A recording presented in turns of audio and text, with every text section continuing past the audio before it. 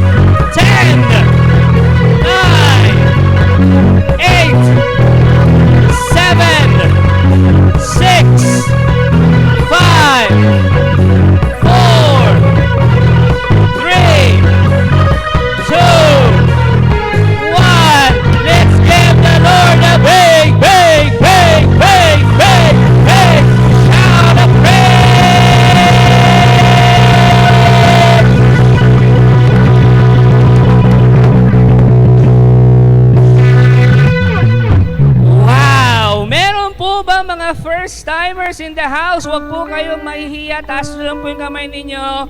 Welcome, welcome. If you're a first-timer, come on. Thank you! Thank you for joining us. After the feast, kita-kits tayo dito sa First Timers Corner. And we would like to pray for you at meron kaming regalo sa inyo.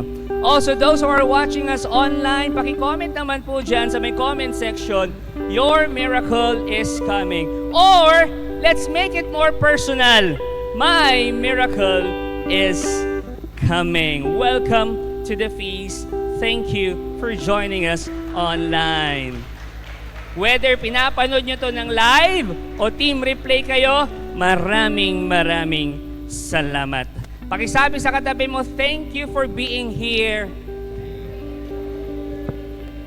Thank you for putting God first. Alam ko yung ilan sa inyo, Sunday, araw ng pahinga. Thank you for waking up early to go to church, to go to the feast. Thank you for waking up early to encounter Jesus. Alam ko yung ilan sa inyo, kagabi, puyat. Yung ilan sa inyo, dapat ngayon magpapahinga. But still you are here. And believe me, God is smiling at you right now. He is. Upo muna tayo, sandali. Mamaya patatayuin ko ulit kayo. Welcome to our current series entitled 9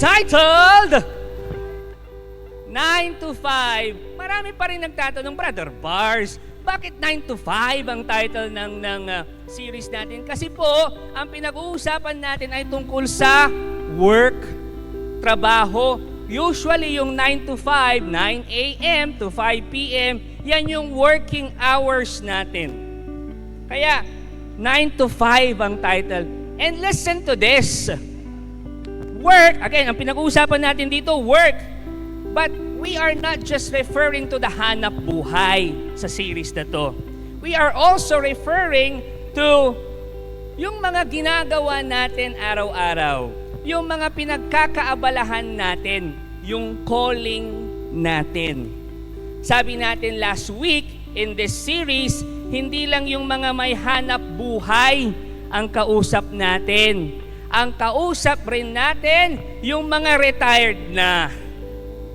Ang kausap din natin yung mga housewives, house husbands na nag-aalaga ng bata, naglilinis ng bahay.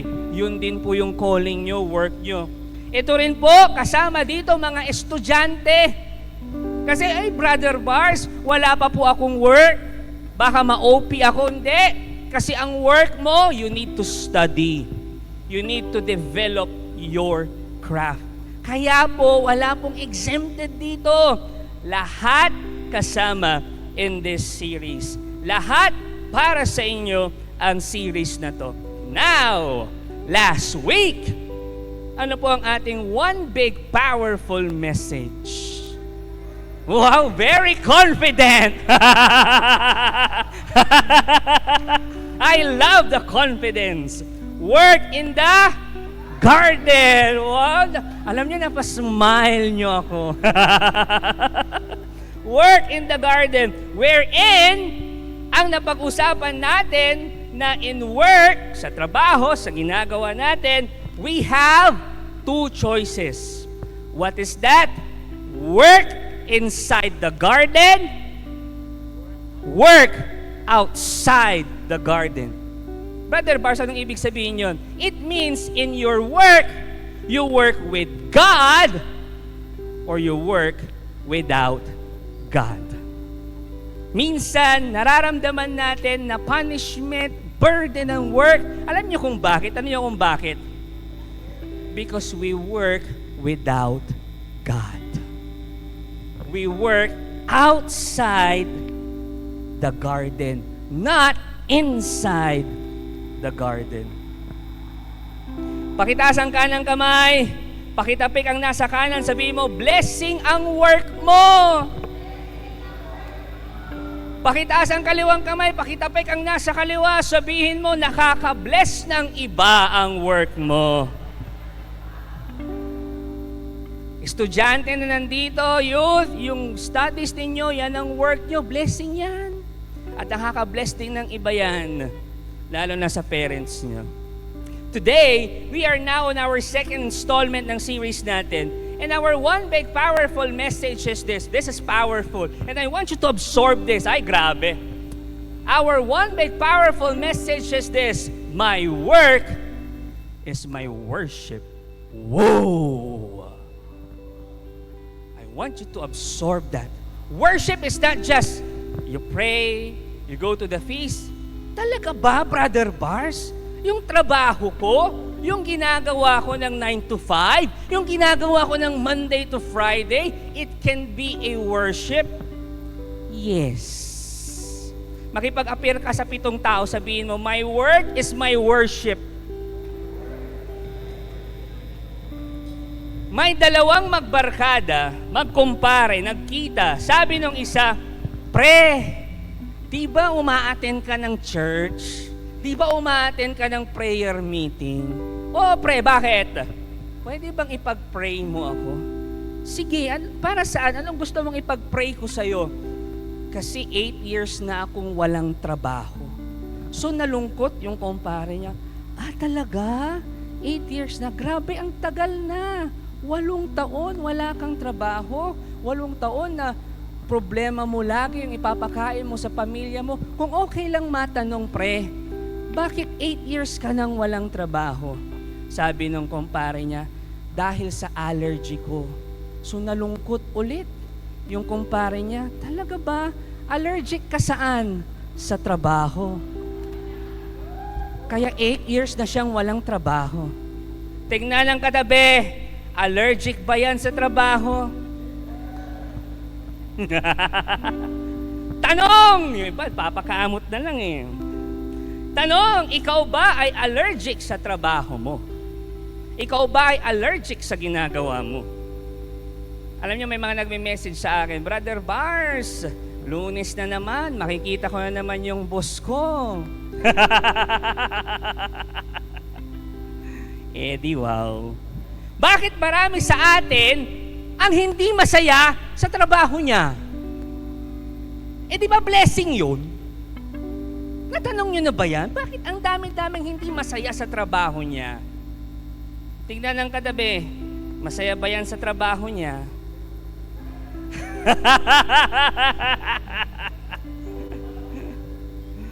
Alam niyo, isang rason daw, ito, ang dami-daming rason. Isang rason daw kung bakit hindi tayo masaya sa trabaho natin ay ito. Pakita natin yung picture. Kasi kung naka-leave ka, tapos may magme-message sa'yo na tao sa office. Naka-leave ka nga, di ba? Why are so many people not happy with their jobs? Alam niyo sa Genesis chapter 3, kung babasahin niyo yun, assignment niyo na lang yun. Kung babasahin niyo ang Genesis chapter 3, makikita natin why this happened. How our disobedience destroyed God's original design for work. Kasi di ba sabi ko nga last week, work is good, work is masaya, but because of our disobedience, ang work na-curse.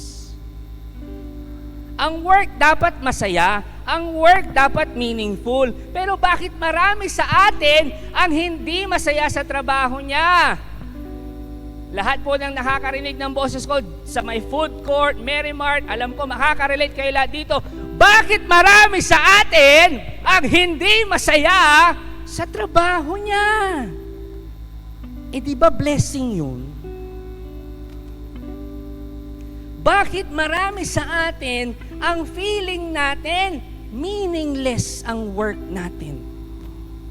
Ang ginagawa natin. Instead of being meaningful, work became meaningless. Instead of fulfilling, work became frustrating. Ka-relate ka, no? Instead of being beautiful, work became a burden. Bakit? You tell me. Bakit nga ba? Marami ang hate nila ang trabaho nila, marami ang napipilitan lang pumasok o gawin ang trabaho nila. I hope God is speaking to you today, straight to your hearts.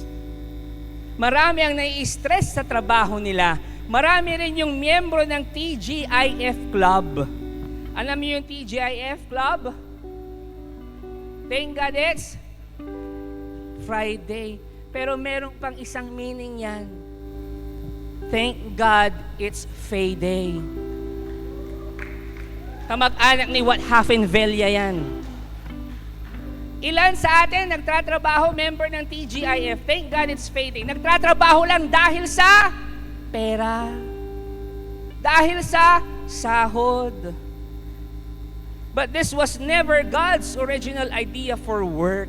My dear sisters and brothers, I invite all of you to lean into our life-giving series entitled 9 to 5. Open your hearts to God's message, particularly about your work. Ay, naku, may mensahe si Lord sa trabaho mo, para sa iyo, tungkol sa trabaho mo, sa ginagawa mo. Are you ready now to listen to God's word today? If you're ready, let's stand. Friends, this is the word of God.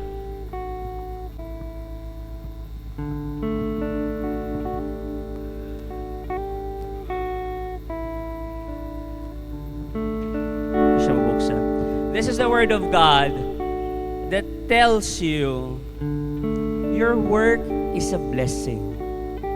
Your work is a gift coming from me. I want you to absorb that. We honor the word. We sing.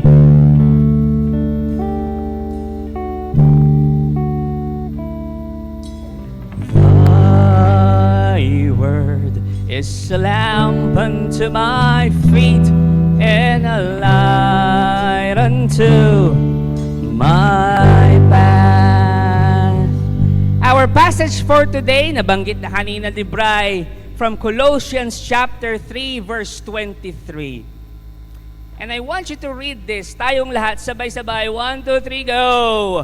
Whatever you do, work at it with all your heart, as working for the Lord, not for human masters.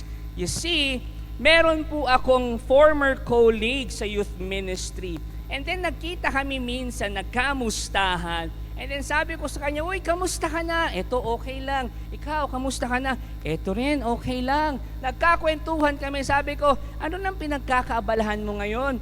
Ito, Bars, nag-resign na ako sa trabaho ko. Siya po ay nagtatrabaho sa gobyerno. Ang ganda ng trabaho niya.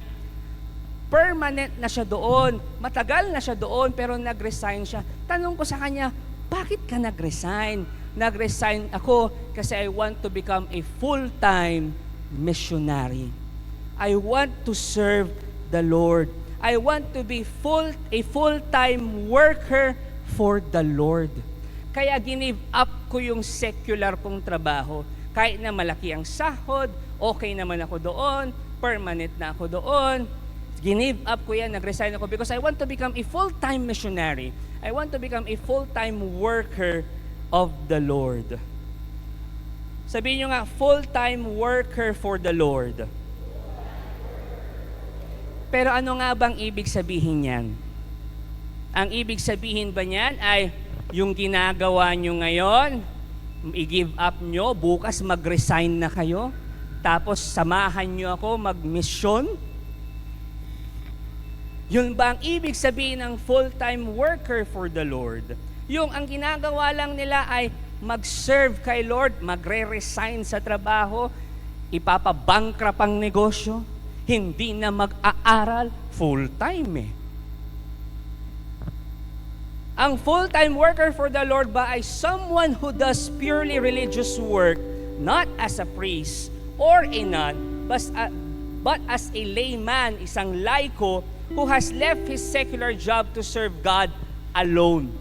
Yun ba ang meaning ng full-time worker of the Lord? Na hindi na ako magtatrabaho, I will not serve these people, I will just serve God. Yun ba ang ibig sabihin ng full-time worker for the Lord? Today, I want to correct that. You see, based on strong biblical and theological grounds, yung phrase na yon nagagamit sa maling konteksto. Working full-time for the Lord is not just serving Him and resigning to your secular jobs. No. Basahin natin to yung verse kanina. Sabi ni St. Paul, whatever you do, work at it with all your heart as working for the Lord, not for human masters. Alam niyo kung bakit powerful at amazing ang verse na to? Tanungin niyo kung bakit. Si St. Paul, yung nagsulat niyan, yung letter to the Colossians, si St. Paul, inaddress niya yan, hindi para sa mga missionaries, inaddress niya yan, hindi para sa mga pare, hindi para sa mga monks, hindi para sa mga pastor, inaddress niya yan para sa mga regular na mga alipin, slaves nung panahon na yon. That's the context. So sinasabi niya, imagine this, alipin sila, nagtatrabaho sila, ang sabi ni St. Paul, oy, whatever you do, work at it with all your heart, as working for the Lord, not for human masters. Yun ang sabi niya sa kanila. Kasi po, nung first century, marami ang alipin sa Colossae. Sabi niya, Colossae.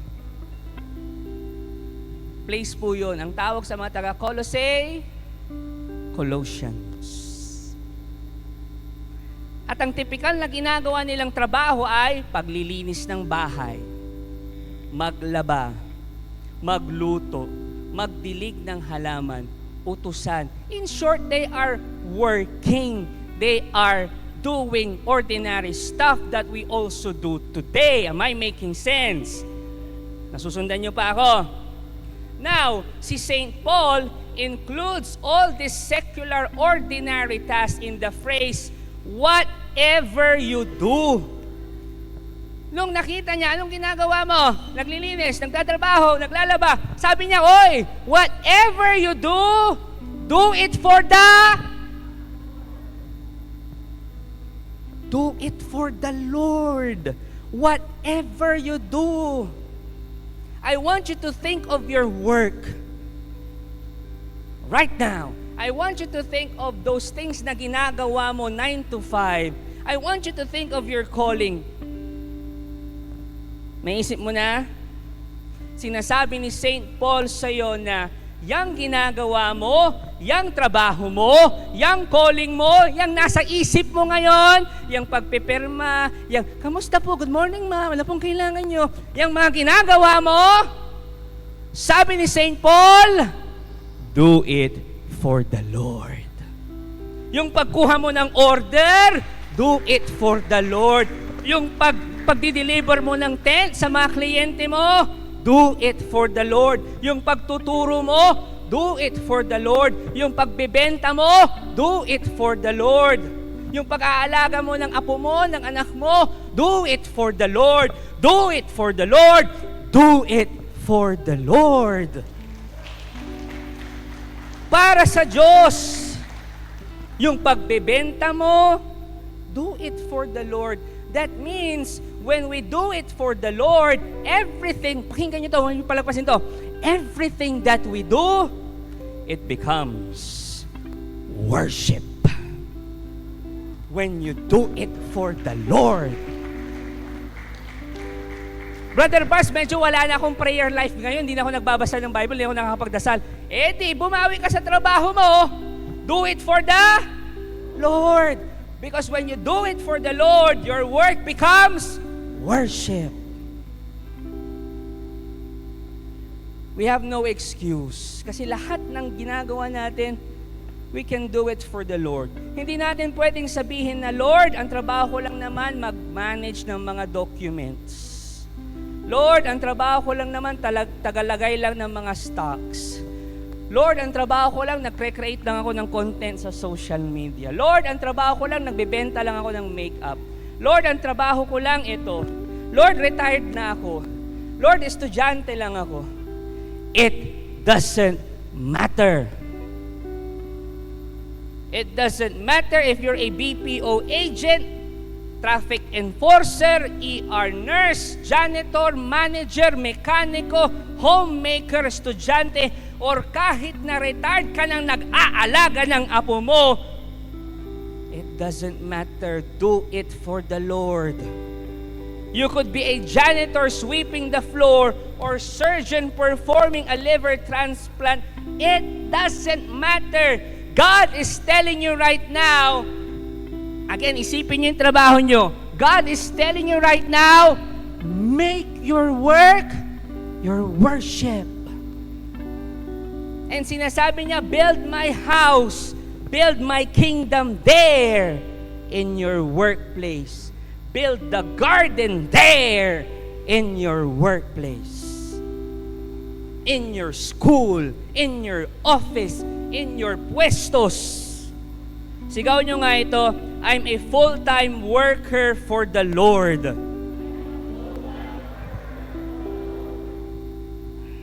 We pray.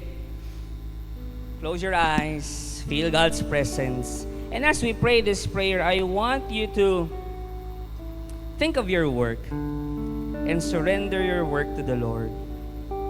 Jesus, today, I declare this in my life. You will bless my job. You will anoint my career. You will prosper my business. You will harness my gift. You will elevate my results. You will sanctify my Monday to Friday and make my work my worship. In Jesus' name we pray. Amen and amen. We sing to the word.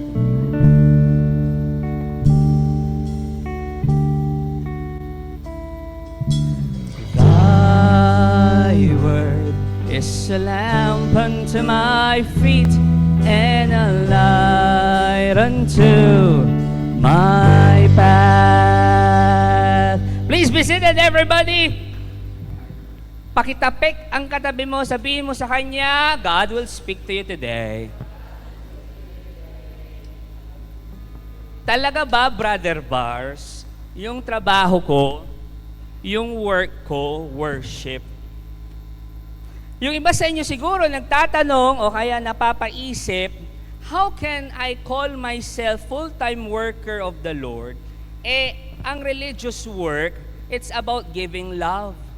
Pero yung trabaho ko, yung secular work ko, it's about earning money. Paano yun? Pakinggan nyo pong mabuti ito Huwag nyong palagpasin to. The primary purpose of your work, primary, ibig sabihin top 1, ang unang-una, primary. The primary purpose of your work or your business is this: to serve your customers, to serve your clients, to serve your consumers. That's the primary, top of the list, number 1 purpose of your work, your business, to serve your customers. O kaya kapag nagtatrabaho kayo sa office, tapos merong mga tao, kliyente, ito singit ko lang, ngumiti ka naman. Huwag kang magdadabog. Naka-experience kasi ako ng ganon. The secondary purpose of your work, of your business is this: to earn a profit. Secondary lang yon. Ulitin ko, primary purpose, to serve others. Secondary purpose, to earn profit. But wait, there's more. To earn profit so that you can continue serving your customers long term. Am I making sense? It all boils down to service. Pero you are earning. Now, itong tanong. If you work for the Lord in your secular job, anong mangyayari sa finances mo? What happens to your finances? Here's the answer. Are you ready? Sabihin mo, ready na, Brother Bars? If you work for the Lord in your secular jobs, here's what happens to your finances. You will grow your money in the right way. Over time, hindi agad-agad over time, you will see your finances grow. Why? Because you will have repeat customers. Why? Because you're giving them the best service.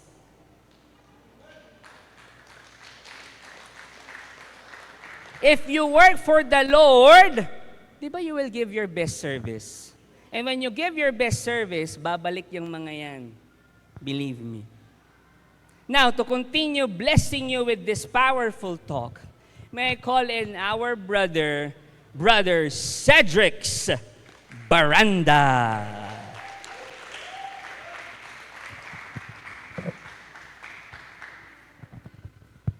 Hello, good morning, the Feast Dagupan family. Ayan, good morning. Ayan, ayos lang po bang pakitapik ang katabi at pakisabi, use your money to serve God. So today, brothers and sisters, allow me to be a storyteller. Na itong mga stories na to na ikukwento ko ngayon that was also connected to the truth and reasons that changed my perspective about the money. Are you ready? So here are the 3 reasons that changed my thinking. First truth, money is not good or bad. We make it good or bad. So, these are my Christian friends. Ayos lang po bang pakiano, Kuya Jomar? Ayan. So, pakihanap ako. Ayan. So, ako yung nandun na nakawakid. Di joke. So, these are my Christian friends during my senior high school days.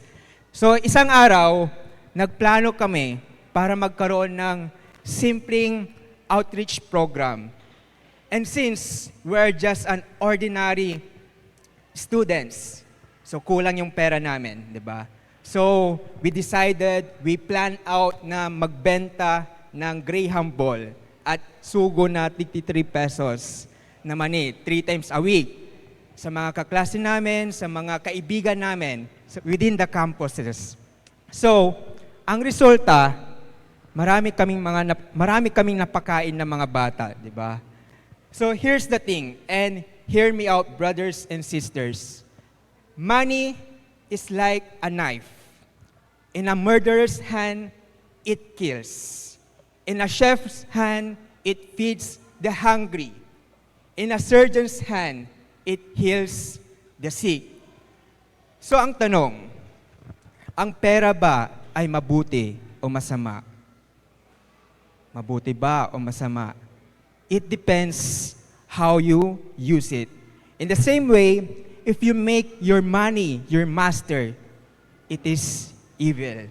But if you make your money your servant to serve His people, to serve God's purpose, and to build His kingdom, it is a wonderful blessing. Do you believe in that, brothers and sisters? So here's the second truth. When you plant consistently, you harvest eventually. So this is the second story that I want to share with you. Recently lang, itong nakarang araw lang, may magaling na artist na pumunta sa akin na nag-confess. So itong artist na to, she poured out so much love, so much efforts, so much passion sa mga craft niya, sa mga creative ideas na. Ito ang sabi niya sa akin, Kuya Sed, hindi ko alam kung itong ginagawa ko ba ay para kay Lord pa ba.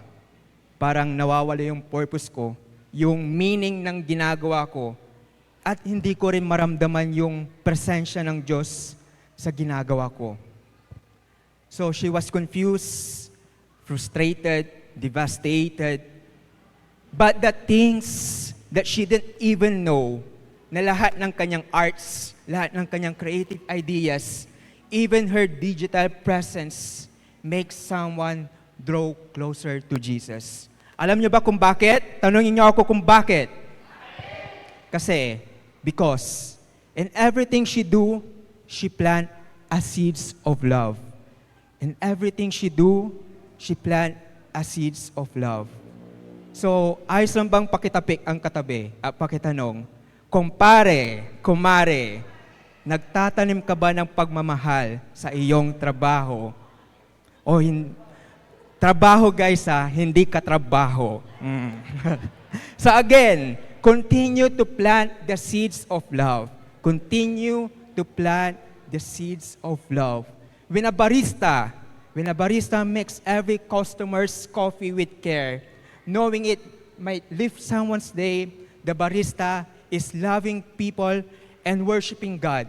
When a Grab drivers drive safely, honoring others' lives, not just their schedules, the Grab driver is loving people and worshiping God. When a salesperson gives the best product to his potential customers, that salesperson is a loving person and worshiping God. When a teacher teach and put so much efforts to his or her lesson plans, that teacher is loving people and worshiping God. When a students give their best to learn, that students is loving people and worshiping God. To be clear, not every seed of love bears fruit. But in due time, some of those seeds will bear fruit, and some of that fruit will be financial rewards.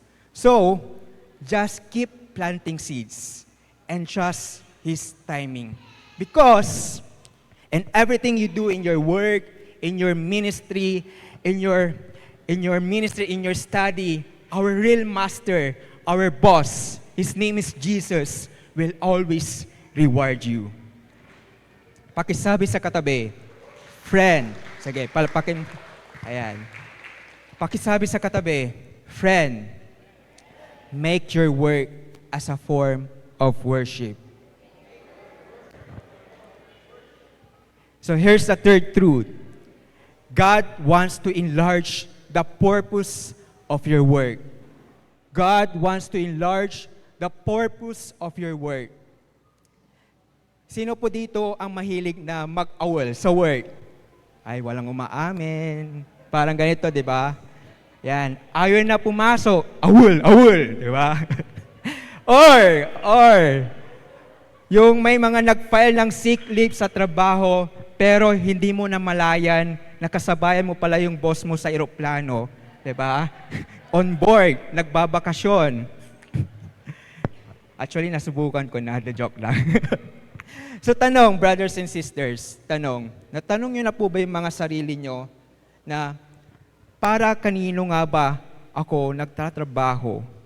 Madalas, di ba madalas kasi ang mga tao nagtatrabaho ng dahil sa isang dahilan para makapaglagay ng pagkain sa hapagkainan ng kanilang pamilya. But St. Paul thinks otherwise. He says, anyone who has been stealing must steal no longer, but must work, doing something useful with their own hands, that they may have something to share with those in need, that they may have something to share with those in need. So, caring for your family, for your small family is great. Walang problema doon, okay yun. Pero dapat hindi lang dyan nagtatapos ang ating layunin, ang layunin mo. Kung ikaw ay isang tagasunod ni Kristo, tinatawag ka para sa malaking pamilya. And these people are you don't even know, especially those people who are suffering. God calls 0.001% of His people, the monks, the priests, the nuns, to take the vow of poverty. But God calls 99.999% of His people, as tayo, to take the vow of generosity. As a God's follower, bilang tagasunod ni Kristo, generosity is not the things that what we do, but it is who we are. Ulitin ko, generosity is not the things what we do, but it is who we are. So, we inhale God's love, we exhale God's love. So here's my final statement to you, brothers and sisters. Earn as much as you can so you can give as much as you can. Ulitin ko, earn as much as you can so you can give as much as you can. Brother Bars?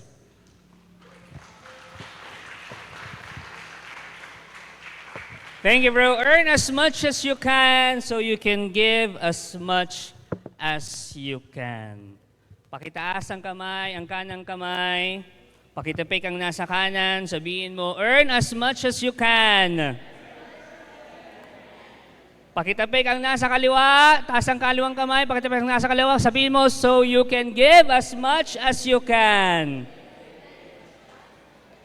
Amen. Again, sabi ko kanina, ang work dapat masaya. Ang work dapat meaningful. Puno ng meaning. Meaningful nga, di ba? Tinagalog ko lang. Parang ito. Next slide. Lord of the Rings. Laundry shop. Now washing. Diba? Masaya lang sila. Diba? Meron pa akong nakita, ito naman, laundry shop ulit. Summa cum laundry. Ay, masasaya lang yung mga yan. May nakita pa ako, bilihan, bentahan ng mga halaman. Meter garden. Diba? Imagine nyo yung mga may-ari niyan. Siguro ang sasaya ng mga yan. Ini-enjoy nila yan. Ito pang isa, baka fan to ng isang artista. Lovipo. Pet supplies and accessory shop. O di ba, masaya at puno ng meaning. Yung mga pangalan nila. Again, our one big powerful message is this: my work is my worship. I want you to declare that. Sabihin mo, sigaw mo, my work is my worship. Isa pa. Now, listen to this. If you're making your work your worship, alam nyo ba, something good happens sa inyo. Tanungin nyo kung ano. O, eto imagine nyo yung work nyo. Monday to Friday, reklamo ka ng reklamo. Diba? Pero kapag yung work mo, ginawa mong worship, ito ang mangyayari sa'yo. You stop being complacent. You stop complaining. You start caring for people. You start doing things with excellence kahit na walang nakatingin. Kahit na walang nakatingin na boss mo. Magpapabibo ka kahit hindi nakatingin yung boss. Minsan kasi nagpapabibo tayo kasi nakatingin yung boss natin, di ba? Pero kahit magpapabibo ka kahit hindi nakatingin yung boss mo. You will give your best. Dahil nga worship para sa'yo, yung trabaho mo, yung mga ginagawa mo, gusto mong ibigay yung best mo sa trabaho mo, sa ginagawa mo. Nasusundan niyo pa ako? And when you give your best, you start to love your work. And when you give your best, you start to love the people around you. So kapag may kliyente ka, nandyan na siya, i-smile ka na. Hindi mo na ako ako talaga, hindi mo na ako sisimangutan. Nasasanan niyo? And because of that, you grow. Pansin niyo, sa trabaho, marami akong narinig. Brother Bars, magre-resign na ako sa trabaho. Bakit? Ang unang-unang sinasabi nila, hindi na ako nag-grow. Para ka mag-grow, make your work into worship. I would like to share with you 3 practical steps on how to grow in your work. Practical tayo ngayon. Okay lang? Sabihin nyo, okay na, share mo na.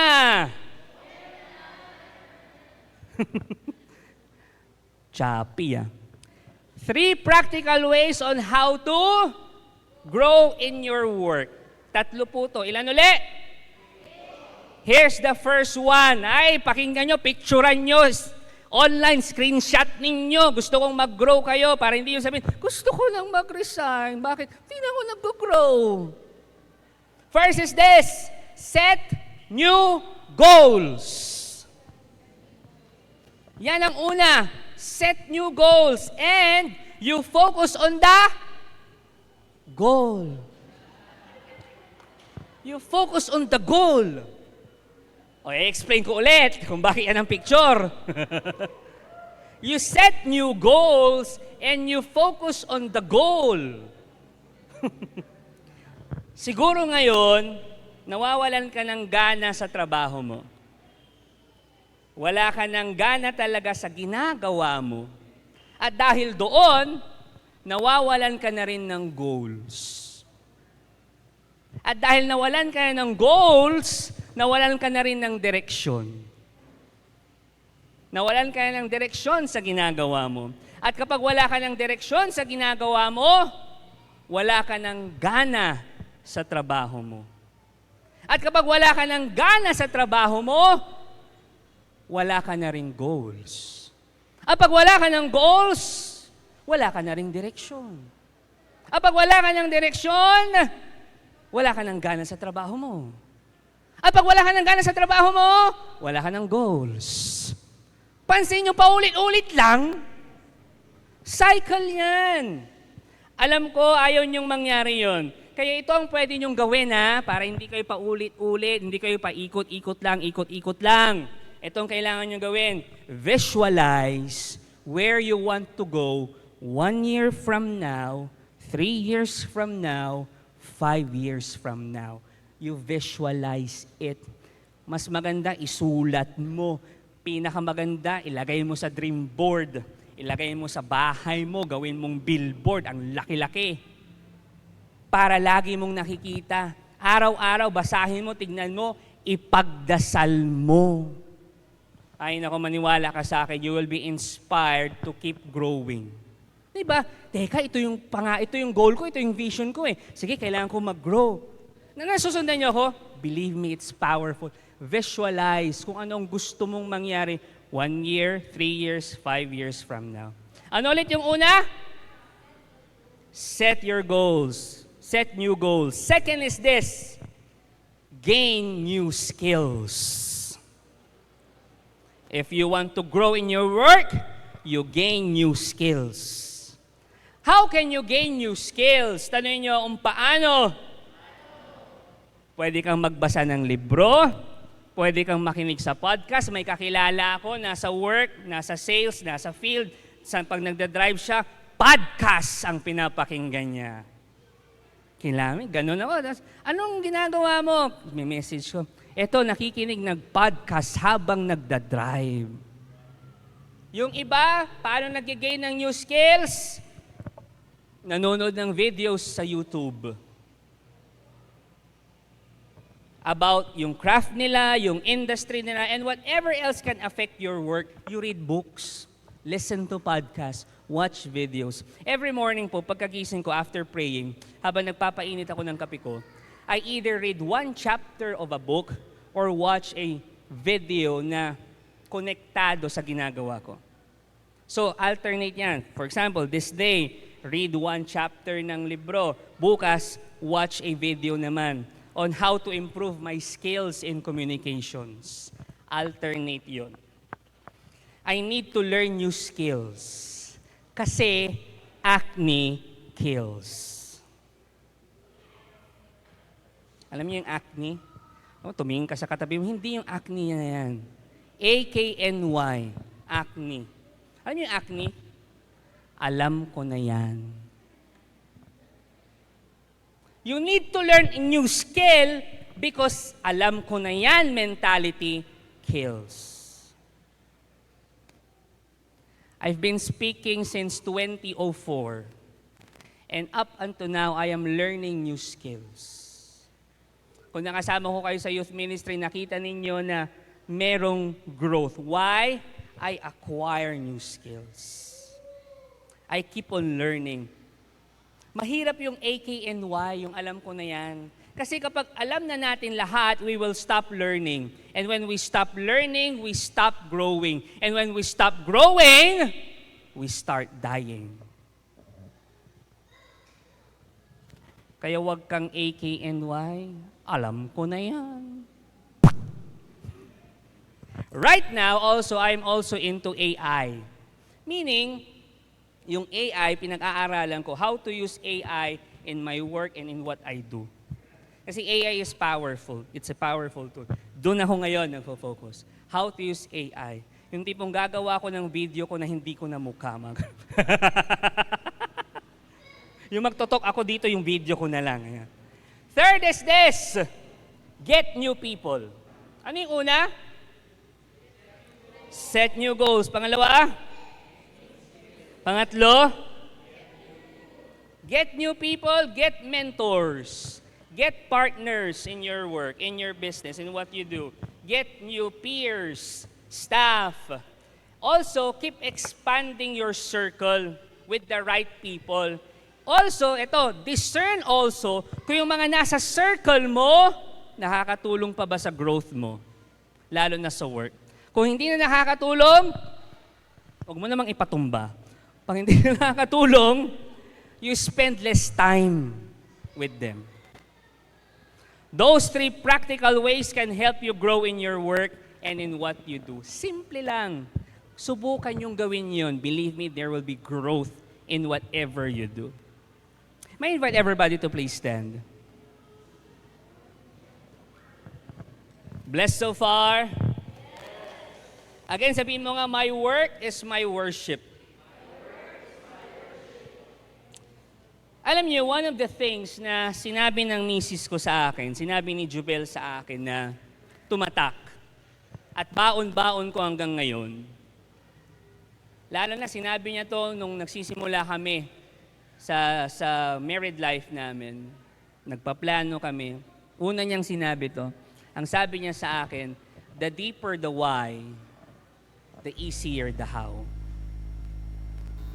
The deeper the why, the easier the how. Now, ito ang tanong. What is your why? What is your why in doing your work? Kasi kung malalim ang why mo, easy na yung work mo. The easier the how. Now, ang tanong, I want you to ask yourself, what is your why? What is your why in doing your work? What is your why in doing those 3 practical steps on how to grow in your work? Kasi kung wala kang why o kapag hindi malalim ang why mo, titiklop ka sa trabaho mo. Titiklop ka sa ginagawa mo. Magsasawa ka, maiinis ka, magrereklamo ka, rant ka ng rant, aayaw ka, susuko ka. Pag hindi malalim ang why mo, o kaya pag wala kang why, titiklop ka. Now ang tanong, what is your why? What is your why in doing your jobs? What is your why in doing your business? What is your why in studying? What is your why sa pag-aalaga ng apo nyo? What is your why? Dahil ba sa pamilya? Ano pa? Better future? Alright. Abundance? Okay. Those whys are good, quote and quote. Okay yun, wala namang masama doon. But if you want to have a deeper why in your work, listen to this. If you want to have a deeper why in what you do, if you want to have a deeper why in your calling,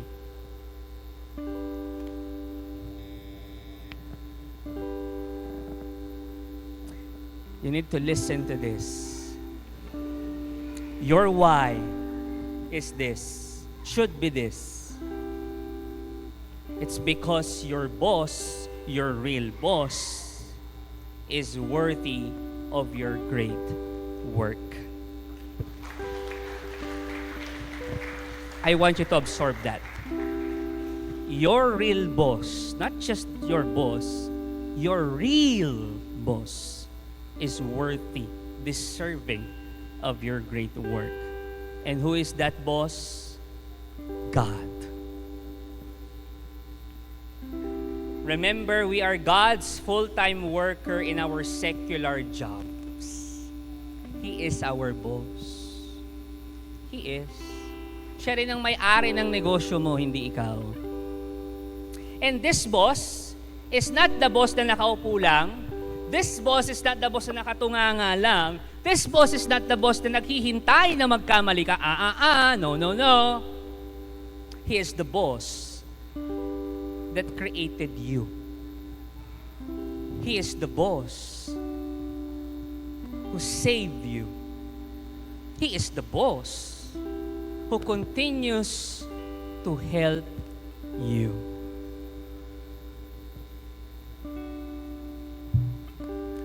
Father, Son, Holy Spirit.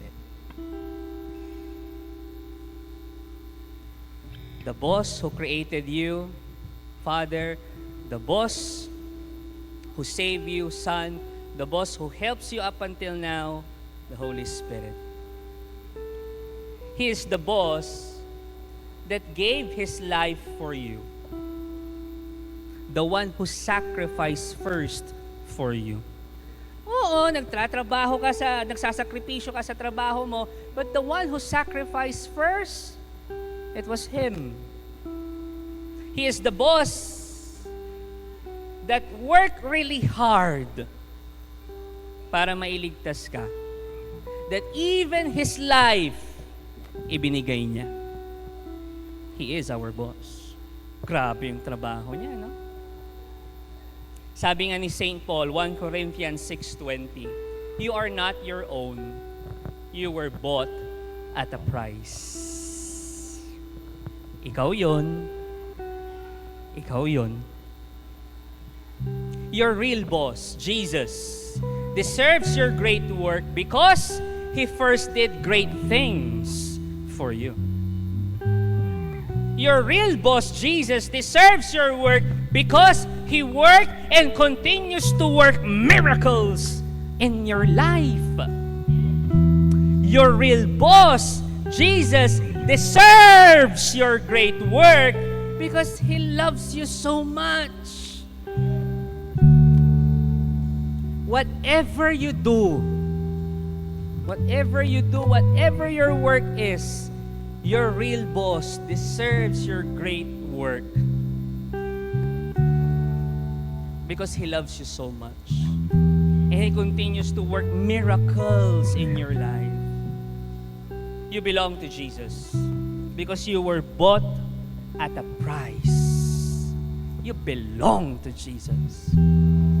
Every single part of your life belongs to Jesus, including your work, including your calling, including what you do.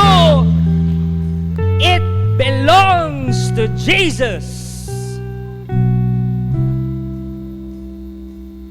And because it belongs to Jesus, listen to this. Look me in the eye. Huwag mong palagpasin to. Look me in the eye. He will bless it. He will bless it. He will bless it. Because it belongs to Jesus. He will bless it, including your work. My dear Feast Dagupan family, ito ang favor ko po sa inyo. Whether you're working at the office, whether you have a business, whether you're at home na nag-aalaga ng apo, ng anak, ng lilinis ng bahay, whether you're a student, listen to this. Ito po ang pabor ko sa inyo. Starting tomorrow, Monday, and every passing day, in the office, or kitchen, or classroom, o kaya sa pwesto nyo, o sa clinic nyo, factory nyo, sa school ninyo, faculty room ninyo, tell yourself, starting tomorrow, Monday, and every passing day, tell yourself, my work is my worship. I'm a full-time worker of the Lord. My work is my worship. I am a full-time worker of the Lord. My work is worship. I worship God here, and I'm a full-time worker of the Lord. Starting tomorrow, make your work worship. May I invite everyone to please close your eyes. Put your right hand over your left chest and say this prayer after me. Kung kaya mong lakasan, go ahead. Say this prayer after me. Jesus, thank you for reminding me that I am blessed with my work, that I am blessed with what I do. Thank you for working with me. Yes, I work for you. And because of that, you are never leaving me alone and empty. Jesus, grant me the grace to transform my work from burden to blessing. Help me change the way I look at my work, from meaningless to meaningful. Enlighten how I feel about what I do, from frustrating to fulfilling. Grant me the grace to make my work my worship to you, so that I can serve, so that I can love you more. I am excited for what's in store for me at work, because I know we will do this together. In Jesus' name we pray. In Jesus' name we pray. In Jesus' name we pray. We worship the Lord today. Thank you for watching. Be sure to subscribe to this YouTube channel para wala kayong ma-miss na video at live stream. Please also share this video to your loved ones, families, and friends. And do not forget that you can join us here live sa Feast Dagupan. God bless you all more. Mama Mary loves you.